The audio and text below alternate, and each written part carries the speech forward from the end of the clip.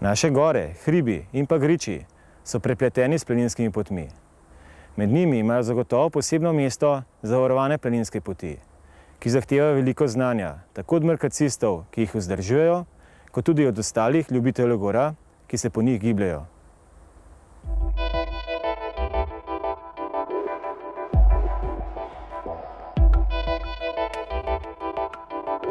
Ko hodimo po planinskih poteh, zlasti zavarovanih planinskih poteh, se premalokrat zavedamo, koliko dela je vloženo vanje. Kdo ste pravzaprav ljudje, ki jih urejate?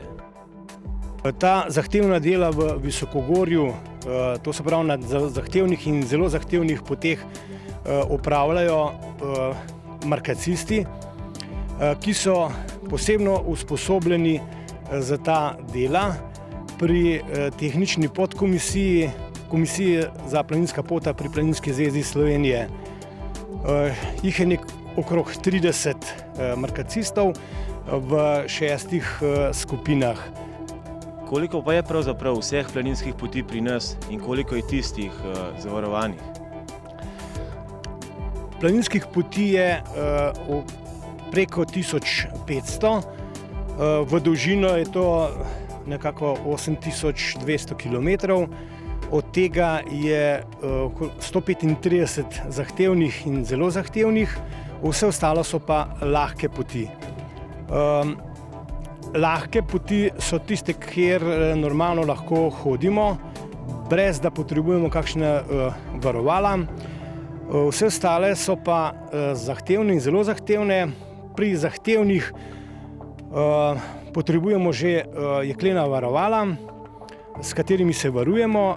Zelo zahtevne poti so pa opremljene ravno tako z jeklenimi varovali, vendar jih uporabljamo že za napredovanje. Kako pa poteka vaše izobraževanje? Na Komisiji za planinska pota imamo tudi podkomisijo za izobraževanje, ki vsako leto organizira tečaje za pridobitev naziv markacista. Tu pa se že potem vidi, kdo so pripravljeni in sposobni tudi delati v visokogorju, s tem, da imajo pač več izkušenj v planinskem gibanju, oziroma tudi nekaj alpinističnih izkušenj, so taki najbolj zaželeni, ne. Mi smo se vam pridružili pri akciji, ko ste obnavljali Bambergovo pot čez Plevenice na Triglav. Mogoče na primeru te akcije, če malo opišete, kako sama akcija poteka. Delo markacistov ni pač samo barvanje markacij po skalah, ampak naše delo je tudi včasih zelo zahtevno. Predvsem pa v visokogorju, v krušljivem terenu.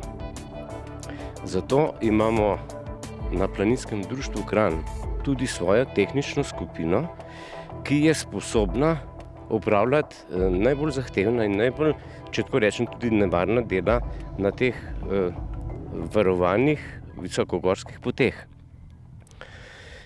Da bi delo potekalo varno, je pač potrebno, da so ti fantje izurjeni, da znajo uporabljati stroje, da uporabljajo zaščitna sredstva, in na vsaki akciji, ki jo organizira tehnična skupina pri Planinskem društvu Kranj, smo reševalci pripravljeni sodelovati in tudi sodelujemo s tem, da skrbimo za varnost tako mimoidočih planincev, kot za varnost markacistov, ki delajo v steni. Konkretno ste videli na Bambergovi, kaj se dogaja. Stena je krušljiva, brez tega, da kakšen kamen odleti dol, ne gre, zato smo morali tam gor pripeljati 2 ekipi in še varovanje v luknji, ki prihajajo iz doline Zadnjice in iz doline Vrat, da ja ne pride do poškodbe oziroma da ne poškodujemo mimoidoče. Treba je pa vedeti, da vsak planinec hodi na lastno odgovornost. S tem hočem reči, da bi bilo fajn, da tudi planinci, ki uporabljajo te zahtevne poti, uporabljajo tudi zaščitne čelade, mogoče tudi samovarovala in pa rokavice. Obiskovalci gora po planinskih poteh, zlasti zavarovanih planinskih poteh, še vedno hodimo preveč neodgovorno. Katere so glavne napake? Ja, v bistvu glavna napaka je neznanje. In iz tega sledi tudi nezavedanje odgovornosti oziroma neodgovorno ravnanje v hribih. Vse preveč pogosto se dogaja, da ljudje, po domače povedano na horuk, se odločijo za neko zahtevno pot in se predtem nimajo dovolj izkušenj in grejo za nekim neznanjem v zahtevne poti in ob neprimerni opremljenosti, ob neprimerni hoji, vse to lahko se rezultira v nesreči. In v Planinski zvezi Slovenije poskušamo delovati čim bolj preventivno, da bi bilo teh nesreč čim manj. Kje pa to znanje za pravilno hojo po zavarovanih poteh lahko pridobimo? Ja, najlažje je obrniti se na planinska društva. Znotraj Planinske zveze Slovenije deluje okoli 240 planinskih društev po celi Sloveniji in na ravni društev so organizirana tečaji pravilne hoje v hribe, organizirani so izleti, na katerih se tudi je možno podučiti, na kakšen način je varno hoditi v gore in predvsem kakšno opremo se uporablja. In tudi sama Planinska zveza oziroma njena mladinska komisija ima nekaj izobraževanj, sicer bolj za mlade, kjer pa tudi lahko kdorkoli se seznani z celotnim spektrom znanja za varno hojo v gore. Katera oprema je pa v bistvu nujna za varno hojo po zavarovanih planinskih poteh? Ja, se pravi, poleg osnovne planinske opreme, od primerne obleke in kvalitetnih gojzarjev, so v bistvu 3 elementi potrebni za varno hojo po zavarovanih poteh. Prva je čelada. Čelada ne samo, da varuje na poteh, ki so opremljene z zajlami, ampak jih je potrebno, oziroma svetujemo, da se jih nosi oziroma uporablja tudi na morda lažjih poteh, ki pa vodijo pod stenami, ker nevarnost od kruškov oziroma nekega kamenja, ki lahko prileti iz višjih višin skal, je v slovenskih gorah kar velika. Naslednji kos opreme je plezalni pas. Je več vrst plezalnih pasov. Tale, ki ga imam jaz, je enodelni. In za hojo po zavarovanih poteh, kot gorniki, je najboljše, da uporabljamo ta pas, ker povezuje že sam spodnji del in pa zgornji del in ima neko primerno težišče ob predpostavki, da imamo nek srednje težek nahrbtnik, težek hrbtnik na ramenih.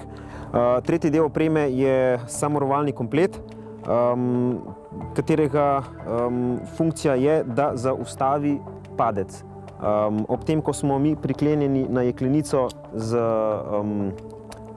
oponko in potem se sila prenese skozi ploščico oziroma potegne preko ploščice vrv in na ta način amortizira padec. To je pomembno, da se varujemo z tem na vseh poteh, ki so opremljene z jeklenicami. Predlagam, da greva kar predstaviti, kako, na kakšen način se pravilno hodi po zavarovani poti. Predlagam, da kar greva. To je že prvi del, kjer je potrebna plezarija. Zajle bodo potem prišle, oziroma jeklenice. In prvo pravilo pri težji poti, kjer je potrebno plezati, je to, da spremljamo dobro teren z očmi, da vidimo, kje so stopi, kje je morebitno kakšen majav kamen, se pravi, da vemo, kam stopiti, kam se nasloniti oziroma prijeti z rokami. Potem naslednja stvar pa je, da pravimo pravilo 3 točk, 3 opornih točk. Se pravi, da smo vedno ali z 2 nogama na tleh in z eno roko se držimo oziroma prestavimo vedno po eno potem okončino, da imamo stabilnost v steni. Takole, zdaj smo pa prišla do poti, ki je zavarovana z jeklenico. Vedno mora biti vsaj ena opomka vpeta v jeklenico. Se pravi, zdaj je ena, vpnem v drugi del in potem lahko spodnjo odpnem. In si jo bodi si dam skupaj k prvi oponki ali pa si jo pripnem k pasu. Tako, in zdaj si svoboden in lahko greš s pomočjo rok naprej.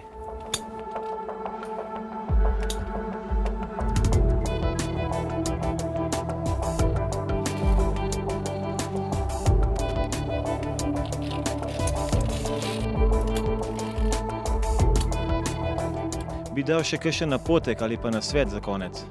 Predvsem to, da po eni strani ne se bati hribov, v hribih lahko doživimo marsikaj lepega, ampak predvsem treba iti odgovorno v hribe. Treba se je seznaniti z opremo, z vsem, kar botruje neki dobri hoji oziroma varni hoji v hribe. Od vremena, primernega načrtovanja poti in težavnosti, lastne fizične sposobnosti in, kot sem rekel, že opreme.